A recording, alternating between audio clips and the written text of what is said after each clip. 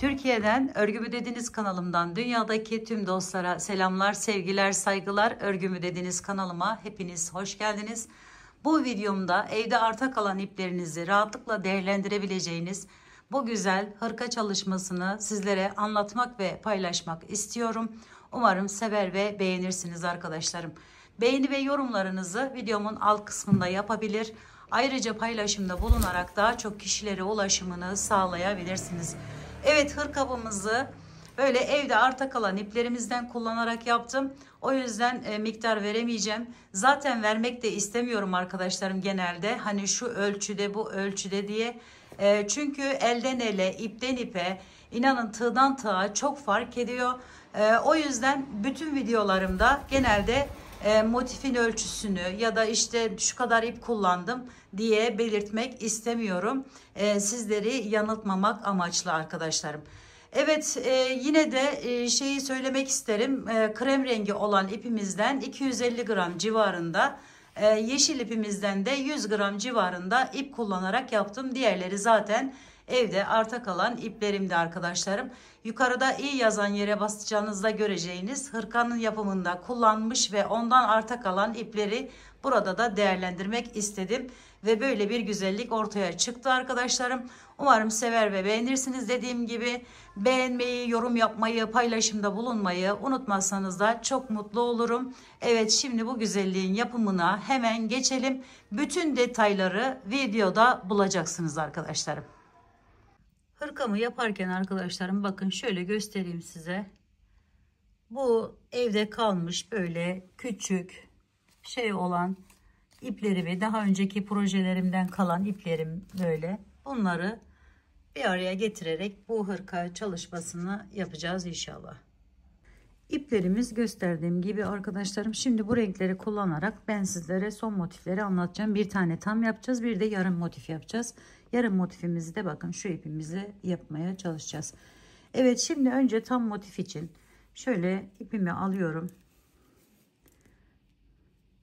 Şöyle girişimi yaptım. Tığım 3,75 milim oldu arkadaşlarım. Girişi yaptıktan sonra şu şekilde tutuyorum şöyle ve bir tane zincirle sabitledikten sonra bir miktar yükselip şu şekilde arkadan geçiriyorum. Bakın şöyle aldım, bırakıyorum. Sonra hemen yanına bir yarım trabzan yapıp ikisini birleştiriyorum. 2 zincir çekiyorum. Tekrar 2 tane yarım trabzan yapıyorum. 1 2, sonra hepsini birlikte aldım. 1 2 zincir, tekrar 2 yarım trabzan ve 3 ilmeği birlikte alıyoruz. 1 2 zincir, 8 tane bu işlemi devam ediyoruz arkadaşlarım. 8 tane yer yapıyoruz.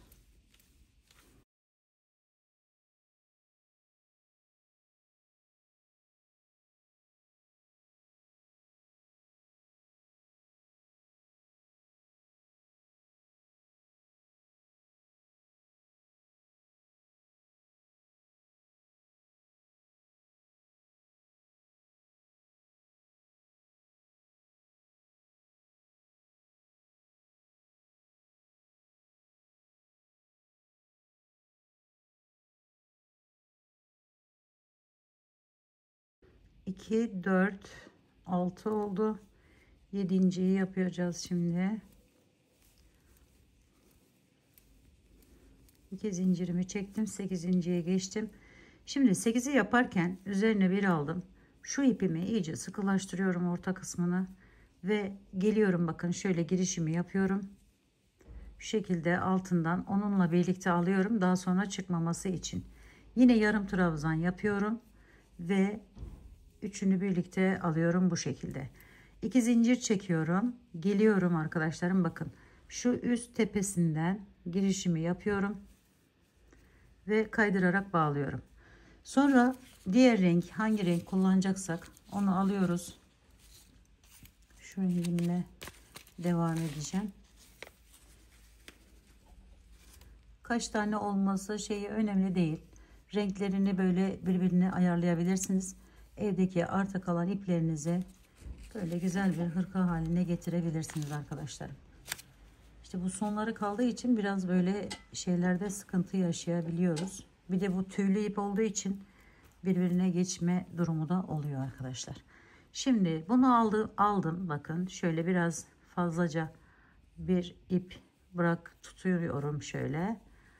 Arkadan sıkıştırdım onu. Hemen yanındaki iki arasına bakın. İki arasından giriş yapıyorum şu şekilde. Ve bunu da yine şöyle alıyorum ve bir tane sık iğne ile bağlıyorum. 1 2 3 4 tane zincir çekiyorum. Üzerine bir aldım. Bu boşluktan aynı yerden giriş yapıyorum. 1 2 3.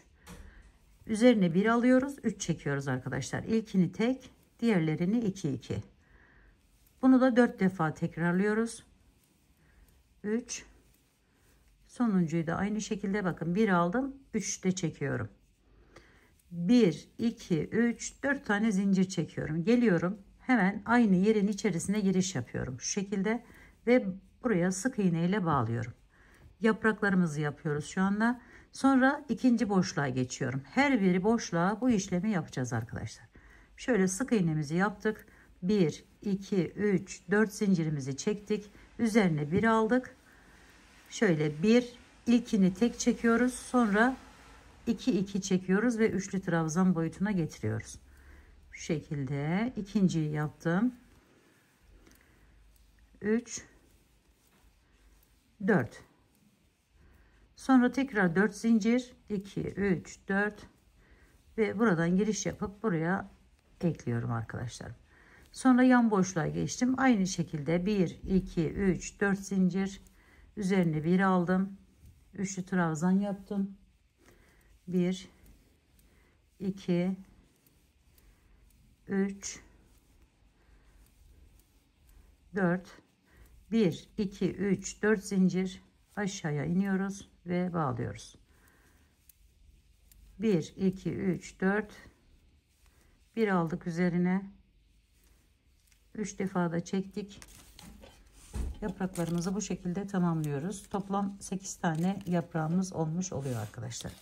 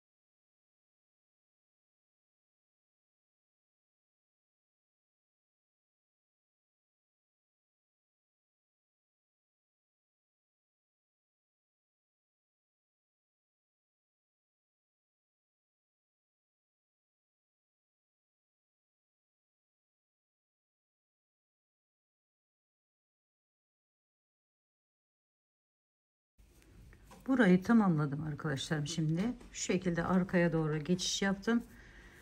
Şimdi arkadaşlarım yeşil ipimize geçiyoruz. Bunu buradan bu şekilde tutuyorum şöyle. Yeşil ipimi bağlıyorum. Arasından geçirdim. Biraz yine şöyle ip bırakıyoruz. Şöyle sıkalım iyice bunu da. Evet, şimdi bakın. Şuradan bu üçünü birlikte tutup hemen şöyle yapıp buraya bir önce bu iplerimi tutunduruyorum. Sonra alta bakın şuradan giriş yapıyorum şu şekilde ve alıp şöyle sık iğneyle bağlıyorum. Daha sonra hemen şuradan şöyle bir tane zincir çektim. Şu ipimle devam ediyorum. 2 3 4 5 6 tane burada ilkinde zincir çekin arkadaşlar. Sonra geçiyorum. Hemen bakın. Şu iki yaprağımın arasında aşağıdaki şu yerden giriş yapıyorum bu şekilde. Bakın şöyle. Sonra arkadan çıkarttım. Aldım ipimi. Öne doğru çevirdim ve sık iğne ile bağlıyorum. Şimdi bu sarı ipimizi kesebiliriz artık. Şöyle.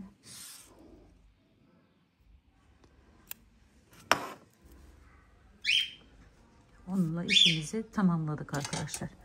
Şimdi burada yine 1 2 3 4 5 eliniz sıkıysa 6 çekin. Geliyorum buraya. Bakın. Hemen buradan girişimi yaptım. Sık iğne ile bağlıyorum. Arkada şu şekilde yer oluşturuyorum arkadaşlarım. Devam ediyorum. 2 3 4 5 geldim, hemen şöyle girişimi yaptım ve sık iğnemi yapıyorum. 1 2 3 4 5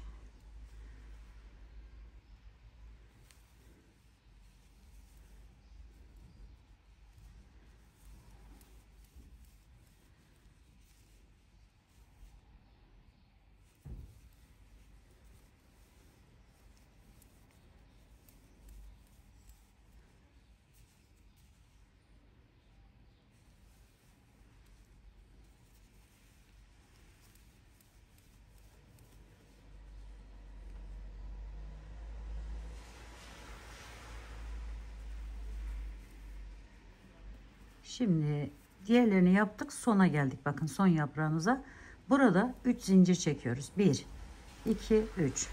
Sonra üzerine bir alıp şuradan giriş yapıyoruz arkadaşlarım. Bakın o ilk yerden 6 zincir çekme sebebimiz bu. İlk yerden girişimizi yapıyoruz. Şöyle çektik. Şu krem rengi olan ipimi de kendimle birlikte, yani bununla birlikte götürüyorum. Birazdan buraya tekrar onunla devam edeceğimiz için. Şöyle aradan götürüyorum ki belli olmasın diye. Şimdi burada şöyle arkadan yine alıyorum. Bir tane daha alıyorum. 2 tane bu şekilde yer yaptım. Sonra üzerine bir alıp yine 3 defa da çekiyorum arkadaşlar. İkili trabzan yok. Yani buralarda yok. Hepsini bu şekilde üzerine bir alıp 3 defa da çekiyoruz. Şimdi bakın bununla birlikte 4 tane yerimi yaptım. Devam ediyorum. Üzerine bir aldım. Hemen yandaki bu yapmış olduğum boşluğa geçiyorum. Oraya 4 tane üzerine bir alarak üçlü trabzan yapıyorum. 1 2 3 ve 4. Üzerine bir aldım. Şimdi buraya bir köşe oluşturacağım. Önce 4 tane üçlü trabzanımı yapıyorum. 2 3 4. Sonra 2 tane zincir çekiyorum. Tekrar 4 tane aynı yerin içerisine, bakın arkadaşlar. Aynı yerin içerisine 4 tane daha üçlü trabzan yapıyorum. 1 2 3 ve 4. Sonra devam ediyorum. Buraya hemen yanına gelen yere 4 tane üçlü trabzan yapıyorum tek olarak. 2 3 4 yaptım. Şimdi geçiyorum, buraya bir köşe daha oluşturacağım.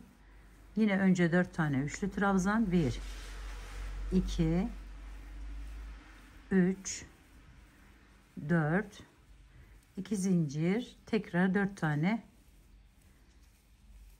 üçlü trabzan yapıyoruz. 2 3 4 devam ediyoruz aynı şekilde. 4 tane üçlü trabzan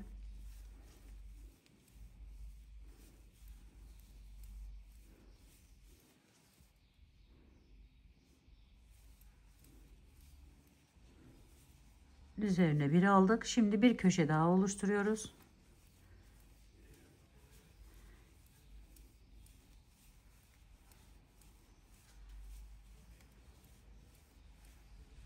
İki zincir çektik. Tekrar 4 tane daha yapıyoruz.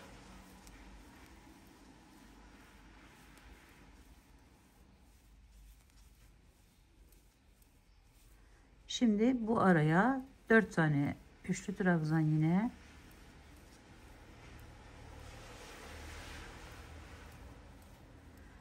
şimdi bakın bu ilk köşemiz olacak.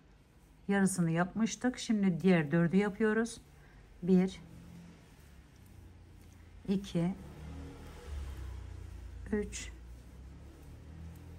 4. Evet, şimdi bir tane zincirden sonra üzerine bir alıyorum. Geliyorum arkadaşlar, bakın şöyle üstünden giriş yapıyorum. Bu ipimi de yukarıya doğru alıyorum. Şöyle ve bununla ip değiştiriyorum şöyle. Bununla tamamlıyorum bu ikili trabzanımı. Arada 2 zincir çekmiş gibi oluyor. Şimdi şu şekilde giriş yapıyorum. Bakın. Aldım bir tane sık iğnemi yaptım. Sonra yine şöyle arkadan alıp 2 tane ilerliyoruz. Biraz sıkı yapın bunu. Sonra üzerine bir alıyoruz. Yanına 3 tane üçlü trabzan yapıyoruz. Ama üzerine bir alıyoruz arkadaşlarım. Hiç böyle üzerine 2 dolayıp da üçlü trabzan yapmıyoruz. Şu ipimiz bizimle beraber bir miktar devam ettirelim. Sonra keseceğiz. Şimdi burada bakın şu aradaki boşluğa üzerine bir aldım, yine arasındaki boşluğa giriş yapıyorum. Bakın 4 tane buradan atladık. Buraya yine 4 tane üçlü trabzanımızı yapıyoruz. 2 3 ve 4.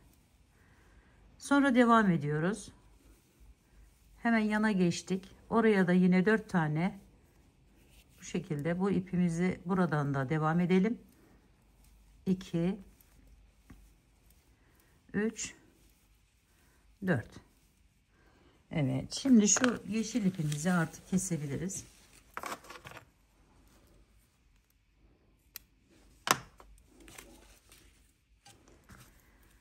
Şimdi bir sırayı da bu rengimizle devam edeceğiz. Yine köşeye 4 tane önce üçlü trabzanımızı yapıyoruz. 2 3 4 1 2 zincir, tekrar 4 tane üçlü trabzan yapıyoruz.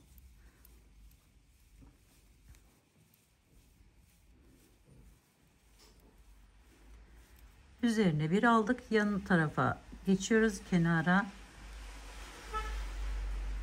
2 4'ün arasındaki boşluktan giriş yapıp yine 4 tane üçlü trabzan yapıyoruz.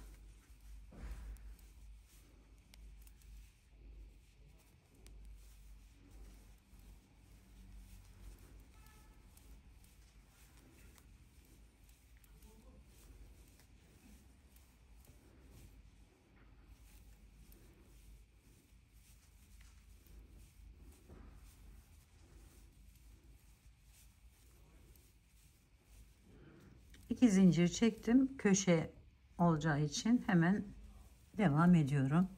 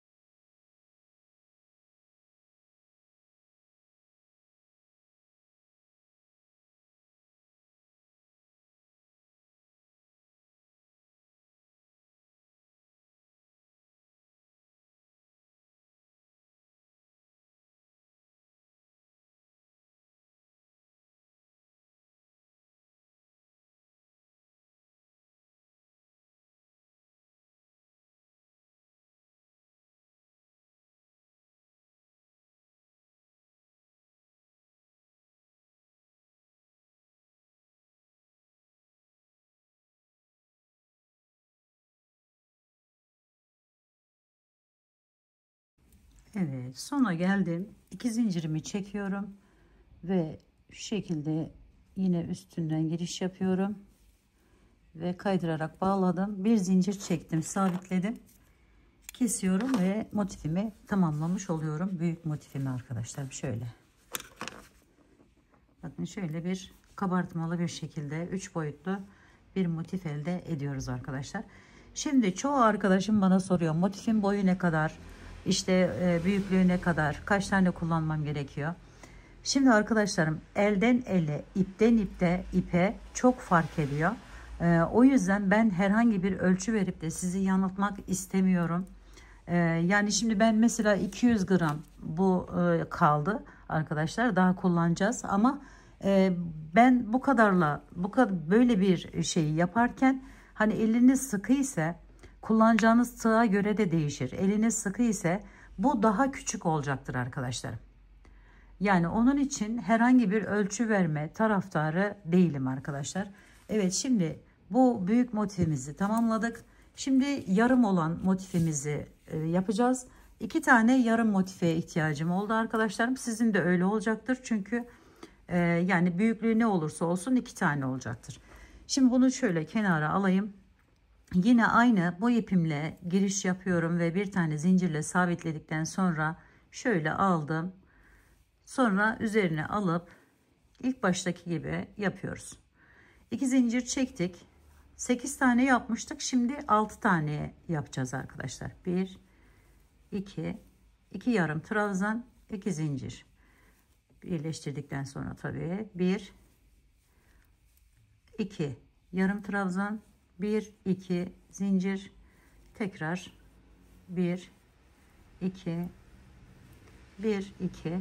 6 tane olacak. Şu anda 4 tane oldu.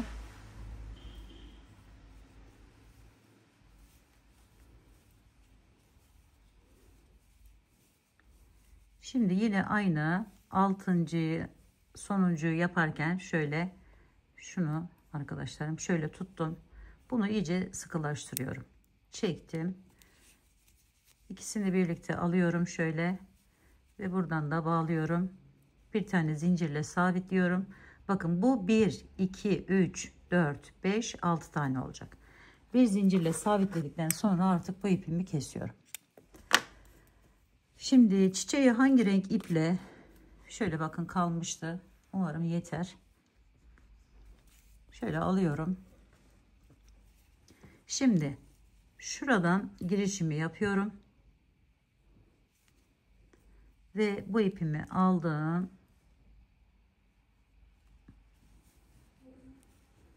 Hep ön taraftan çalışacağız arkadaşlar.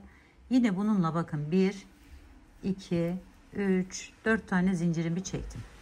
Sonra bir tane de fazladan zincir çekiyorum. Yani 5 zincir çektim. Buraya giriş yapıyorum. Şöyle 1, 2, 3, 4. 1, 2, 3, 4 zincir aşağıya indik. Sonra yana geçiyoruz. 1, 2, 3, 4 zincir. 1, 2, 3, 4. 1, 2, 3, 4. Birleştirdik. Evet, bu şekilde yapraklarımızı yaparak devam ediyoruz arkadaşlar.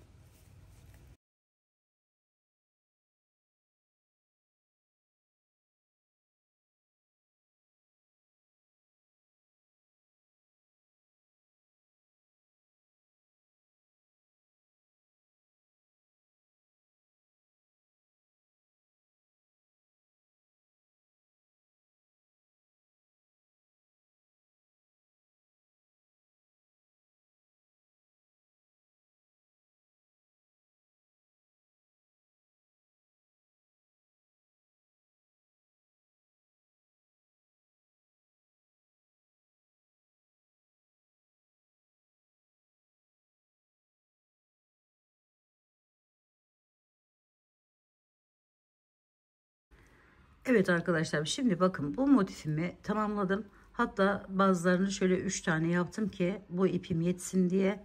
Şöyle onu da tamamladıktan sonra motifimin arka tarafını çeviriyorum ve şuradan giriş yapıyorum. Bakın, yeşil ipimi de alıyorum. Şöyle öne doğru çekelim. Bir tane zincirle sabitledikten sonra yine buraya giriş yapıp sık iğnemi yapıyorum. Sonra 1 2 3 4 5 6 tane zincir çektim. Geliyorum arkadaşlarım, bakın ilk yaprağım burada. Hemen şöyle bunu şöyle tutup şu arkasından, yani şu şekilde giriş yapıyoruz. Yine ikisinden alarak ve buraya sık iğne ile tutunuyoruz. Sonra yine 5 zincir, 2 3 4 5 geliyorum. Şuradan giriş yapıyorum.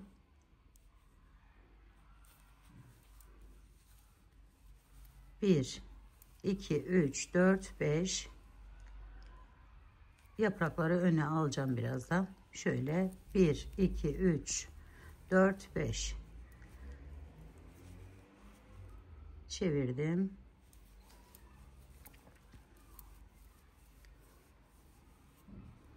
Son yere geldim. Son yerden de bu şekilde girişimi yapıyorum ve sık iğne ile tutunuyorum. Sonra çeviriyorum. Şöyle bir tane zincir çekelim, rahatlatalım. Bunları ön tarafa doğru alalım şöyle.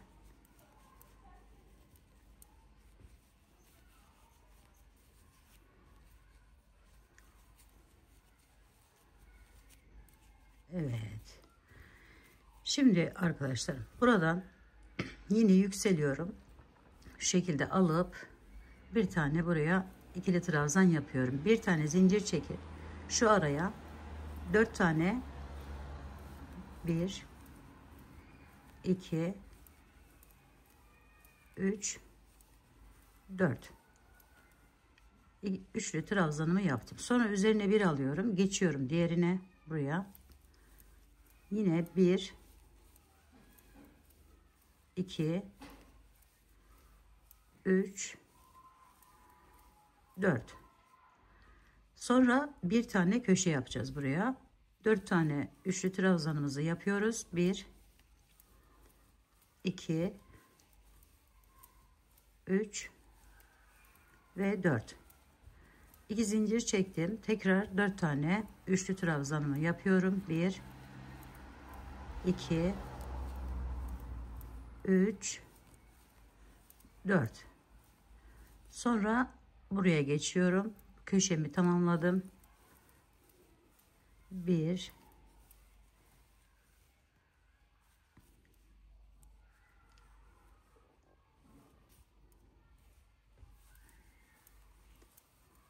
2 3 4. Sonra son yere geçiyorum. 1 2 3 4. Bir tane zincir çekiyorum ve şu üst tepesinden giriş yapıyorum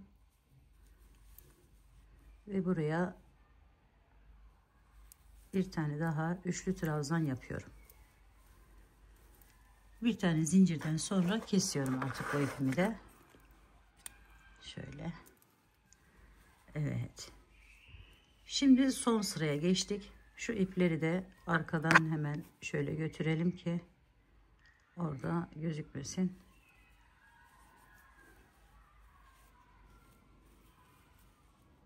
Fazlasını da keselim.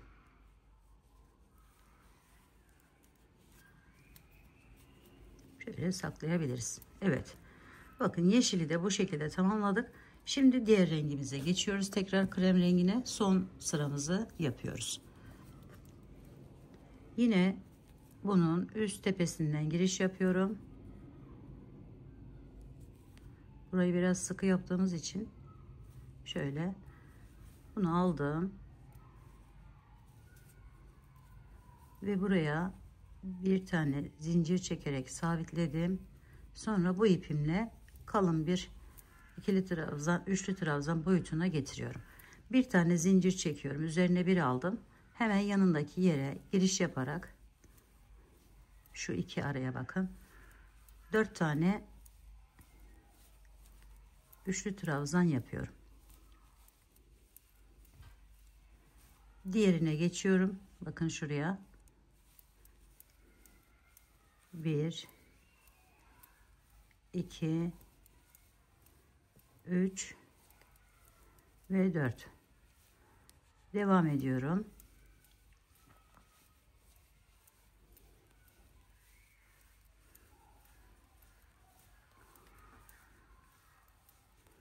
Şimdi köşeye geçtim. Bakın şöyle yaptık. Köşeye geçiyorum. Köşeye de aynı şekilde 4 tane üçlü trabzan,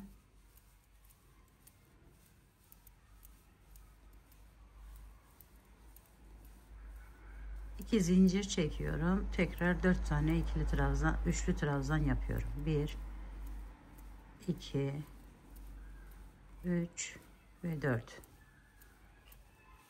Sonra diğer boşluğa geçiyorum. Bakın şu ikisinin arasına.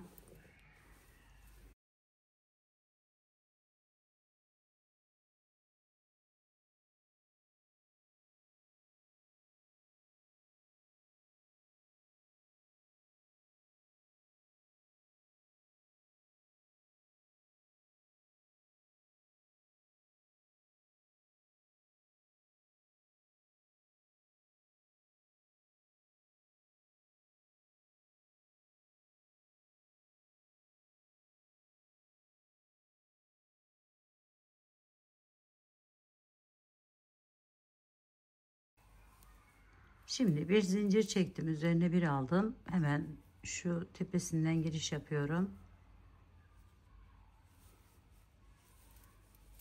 Ve buraya bir tane üçlü trabzan yapıyorum. Bir zincir çektim, kesiyorum. Evet, bakın yarım motifi de bu şekilde tamamlamış oldum arkadaşlar. Yaka kısmını kullanacağız. Yaka oyuntusu olarak şu fazla iplerimizi de şöyle alttan alalım.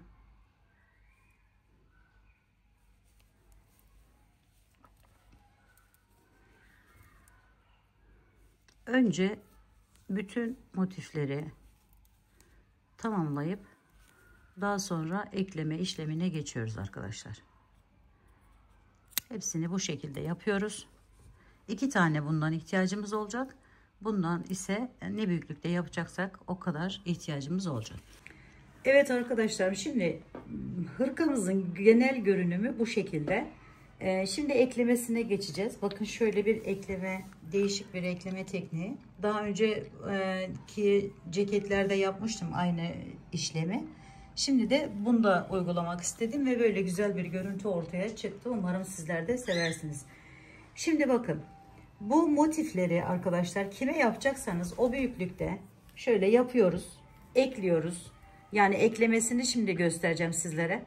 Bakın şöyle tersinden ekleme yapmıştık daha önce, videomu izleyen arkadaşlarım vardır. Öyle tersinden ekleme yapacağız. Burası kolları. Kollarına 2 motif kullandım. Yalnız biraz dar olacağı için şurada 2 sıra şeklinde yaptım. Bunu da sizlere göstereceğim nasıl yapıldığını. Bu kolunu eklemedim özellikle. Şimdi yarım motifimizi bakın şuraya yapacağız ve şöyle bir yaka oyuntusu oluşturacağız arkadaşlar.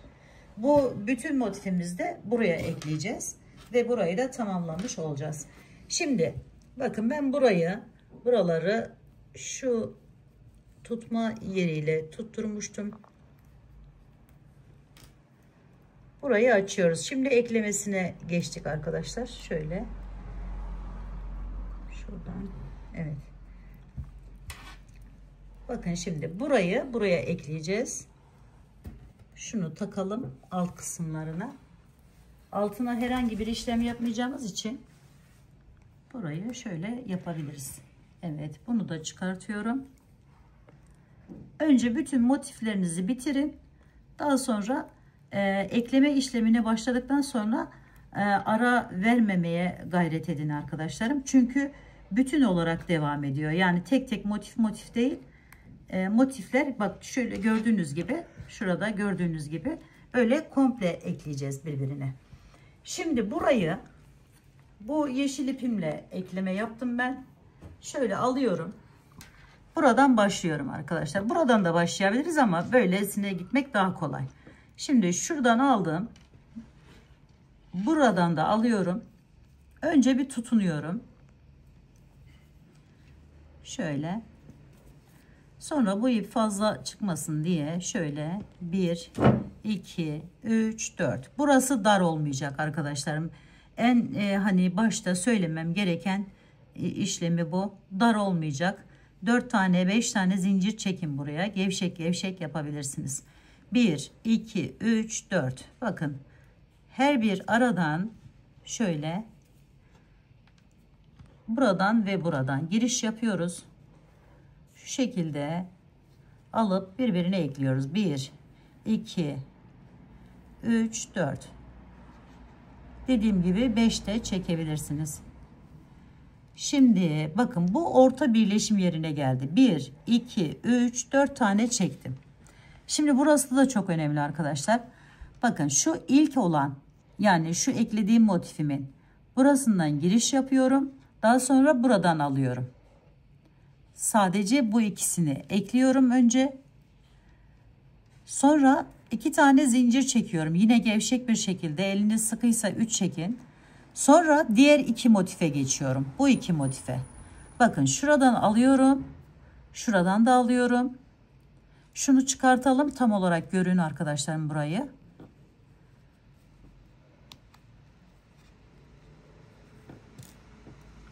Evet. Bakın bu ayrı. İkisi ayrı bir parça. Şimdi bu ikisini burada birleştirdim. Sonra şöyle yapıyorum. 2 zincirimi çektim. Bu 2 motife geçiyorum. Bu 2 motifinde bakın önce buradan alıyorum. Sonra da buradan alıyorum. Buraya sık iğne ile tutunuyorum. Arada 2 tane zincir çekerek. Sonra devam ediyorum. Şu fazla ipleri de şöyle arkada kalıyor zaten. Arada götürün arkadaşlarım. Sonra bir de onlarla uğraşmayın. Şöyle. Şimdi buna geçtik. Hemen buradan alıyoruz ve eklememizi yapıyoruz. Bu şekilde 1, 2, 3, 4 tane zincirimizi çektik. Etap etap birbirine ekliyoruz arkadaşlar. Şöyle 1, 2, 3, 4. Kolun devamında bakın buradaki yarım motifi de ekleyeceğiz. Şimdi 1, 2, 3, 4. Şöyle bakın ilk 2'den giriş yaptık, yine ikisini aldık. 1, 2 zincir çektik. Diğer 2'ye geçtik artık. Buradan şunu da çıkartalım.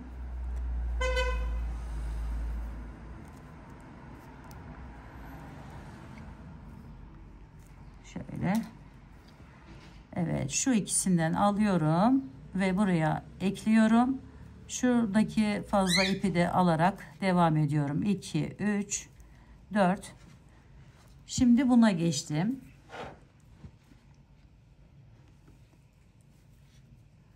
Bir, 2, 3, 4. Diğerine geçiyorum.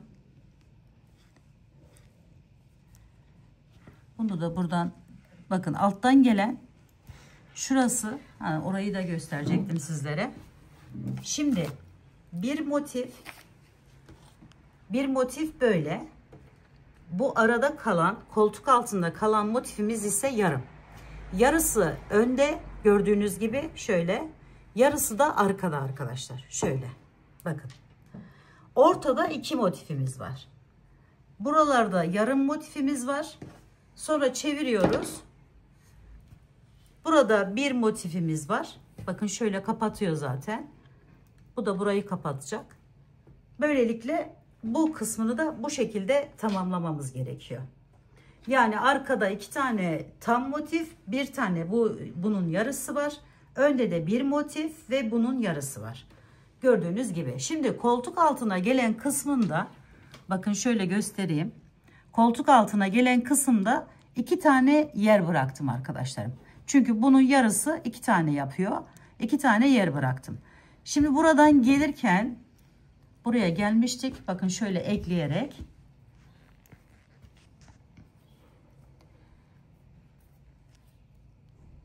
bunu normalde burayı ekleme yapmadan hani siz gelmeniz gerekiyor. Ben burayı ekledim bir önceki hani şeyimde tutunmak için, tam olarak göstermek için sizlere. Şunu da çıkartabiliriz artık.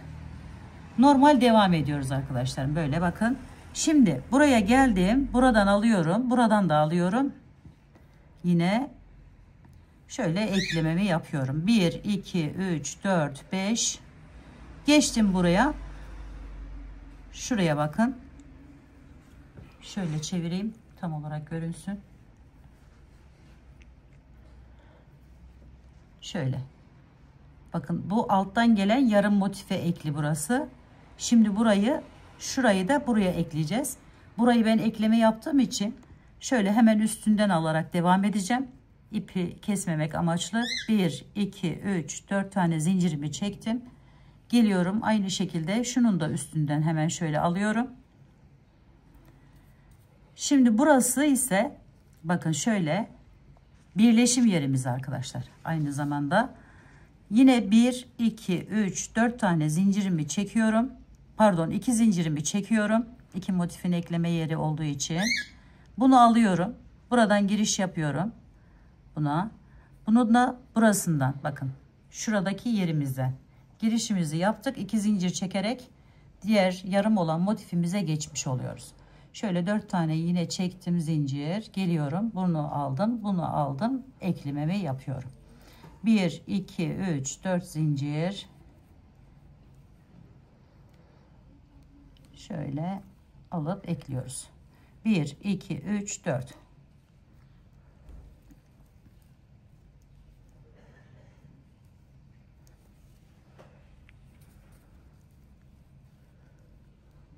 Şimdi bu son yere geldim.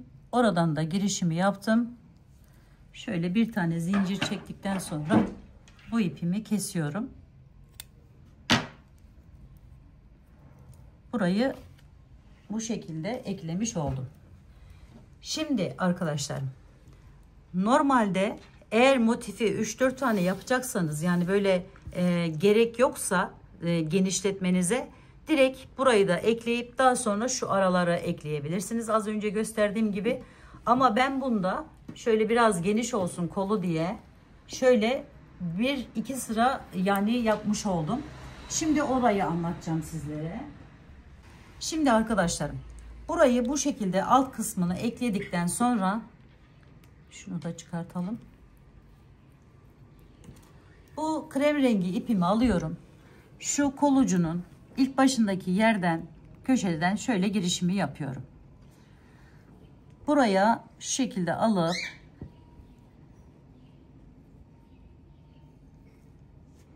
şöyle bir tane ikili trabzan, üçlü trabzan boyutunda yer yapıyorum. Sonra araya bir tane şöyle zincir çekelim. Devam ediyorum bakın şuraya. Hemen yanındaki boşluğa. Aynı alt sırada yaptığımız işlemi uyguluyoruz arkadaşlar. 1, 2, 3 ve 4. Sonra yana geçiyoruz. Yine 4 tane üçlü trabzan yapıyoruz. 1, 2, 3, 4.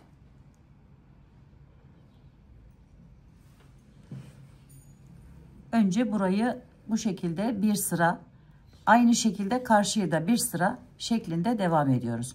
Şu birleşim yerini de göstermek istiyorum sizlere. Şöyle yine buraya 4 tane yapıyoruz. 2, 3, 4.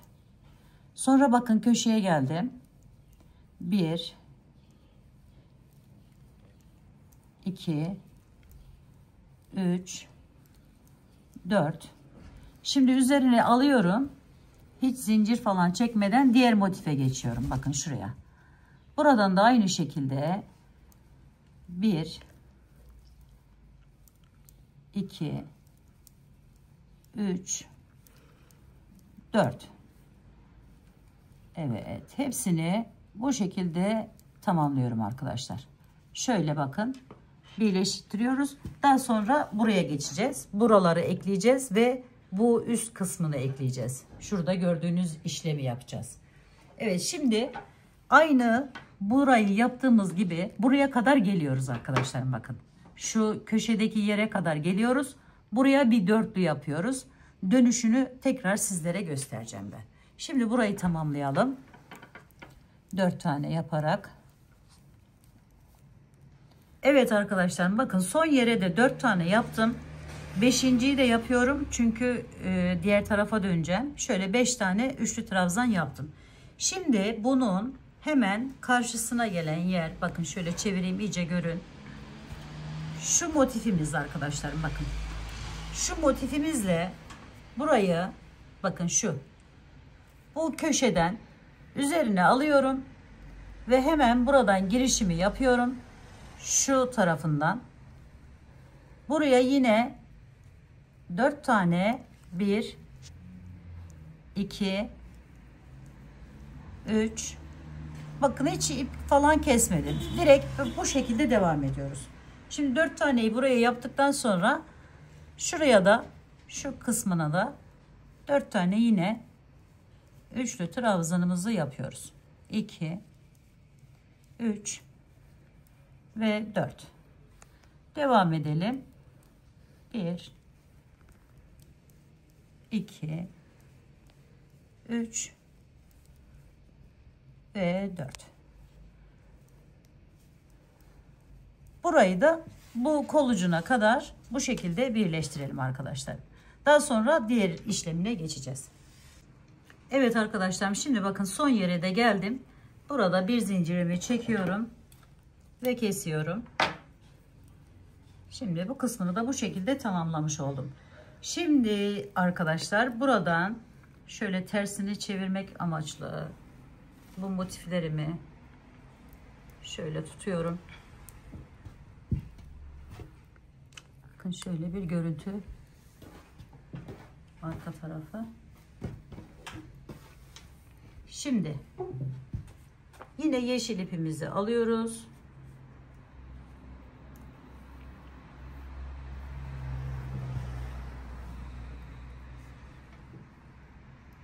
Buradan şöyle tutunuyorum önce.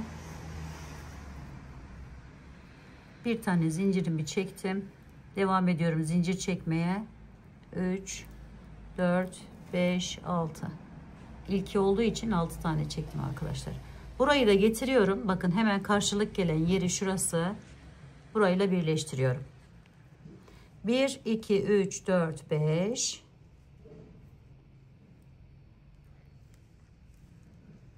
1 2 3 4 5.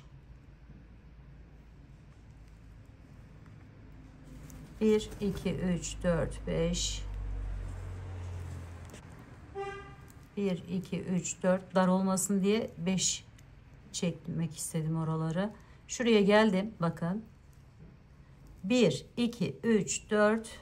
Şimdi bakın şu orta yerim. Buraya da şöyle girişimi yapıyorum.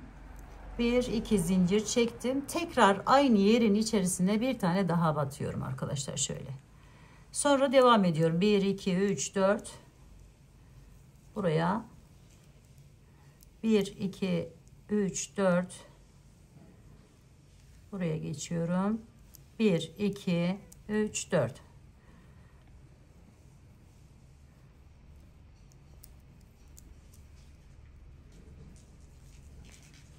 Buraya geldim. Kolda 3 motif var arkadaşlar. 1 2 3 4 uzunluğu.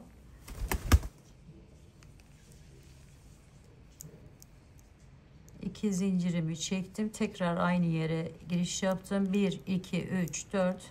Onu yapmaya da bilirsiniz. Tek olarak da geçebilirsiniz. 1 2 3 4. Şöyle.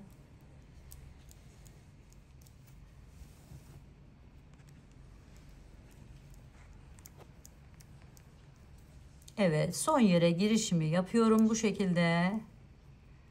Buradan şöyle aldım. Bir tane de zincirimi çekiyorum ve kesiyorum. Şimdi burayı da bu şekilde ekledikten sonra şu araları birleştireceğiz. Araları da yine bakın şöyle geliyorum. Alttan ya da üstten fark etmez. Şöyle tuttum. Şöyle giriş yapıyorum bakın. Bu 2 tane yaptığım yer.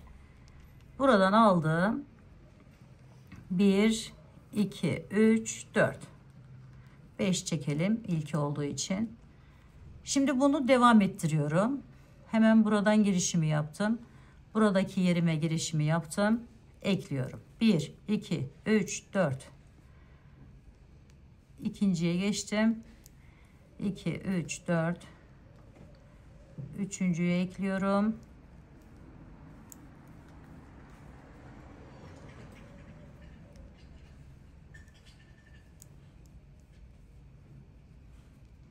Şimdi bakın burası yine birleşim yeri. Şöyle aldım. Önce buraya birleştiriyorum buraya. 1, 2 zincir çektim.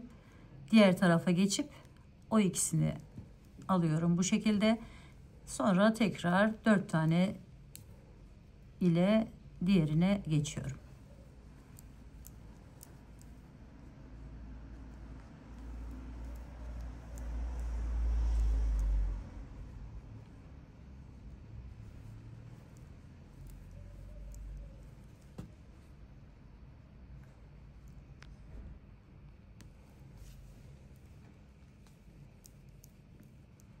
Bakın şu 2 tane yaptığımız yer yine dördünün birleşim yeri gibi düşünün. Şöyle aldım.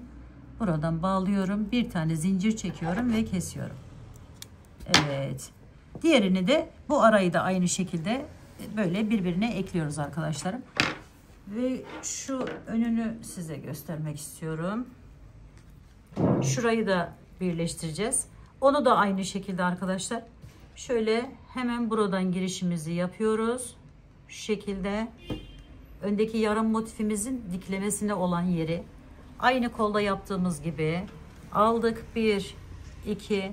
Normal şartlarda arkadaşlarım burası, buradan gelenle birleştirme yapacaksınız ama ben sizlere hani bu yarım motifi anlatmak ve göstermek amaçlı böyle bıraktığım için şu anda onu tamamlayacağız. Şöyle aldım.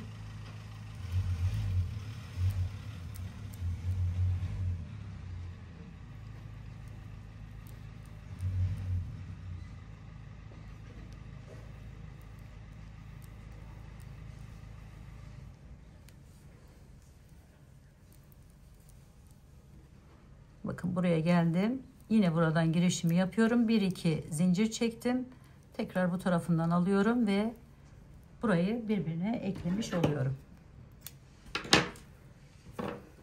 Evet. Şimdi son olarak burayı da ekleme yapalım.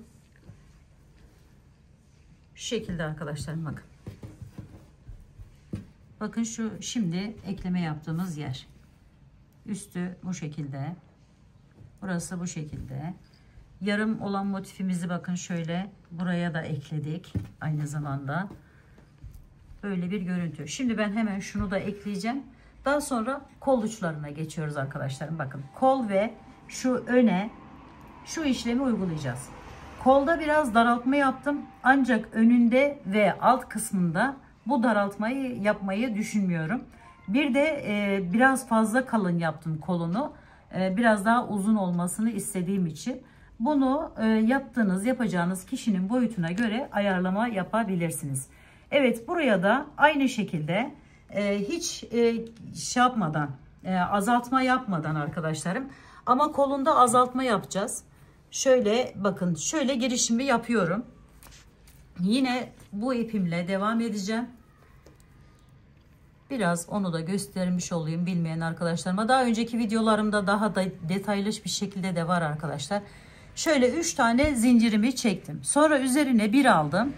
Hemen yanında bakın 4 tane yerim var. İlkini alıyorum bu şekilde. Azaltmayı bu şekilde yaptım arkadaşlar. Üstten alarak yaptım. Sonra üzerine bir aldım. Bunu atladım bakın. Aradakini atlıyorum şunu.